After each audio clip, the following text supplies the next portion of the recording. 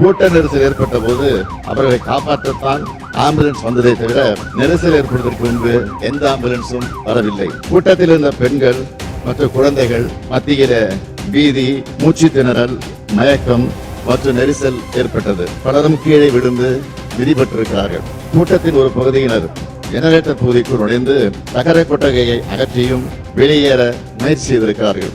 இதனால் மின்சாரம் தாக்குவதை தடுக்க ஜெனரேட்டர் ஆபரேட்டர் மின்சாரத்தை துண்டித்திருக்கிறார். நிகழ்ச்சி நடைபெற்ற இடத்தில் கூட்ட நெரிசலால் காயமடைந்தும் சோர்வினால் மயக்கமடைந்தும் மக்கள் உதவி கோருவதை கவனித்து காவல்துறையினர் மருத்துவமனை ஆம்புலன்ஸுக்கு தகவல் அனுப்பி வரவழைத்திருக்கிறார்கள். இவ்வாறு கூட்ட நெரிசல் ஏற்பட்ட போது அவர்களை காப்பாற்றத்தான் ஆம்புலன்ஸ் வந்ததை தவிர நெரிசல் ஏற்படுவதற்கு முன்பு எந்த ஆம்புலன்ஸும் வரவில்லை. காவல்துறை, தீயணைப்பு மற்றும் மீட்புத் துறையினர் மற்றும் ஆம்புலன்ஸ் மீட்பு குழுவினர் காயமடைந்தவர்களை மீட்டு அருகில் உள்ள மருத்துவமனைகளுக்கு அனுப்பி வைத்தனர்.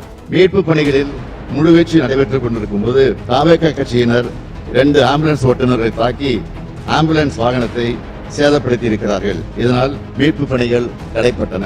இது தொடர்பாக கரூர் நகர காவல் நிலையத்தில் 2 வழக்குகள் பதிவு செய்யப்பட்டு விசாரணை நடந்து வருகிறது.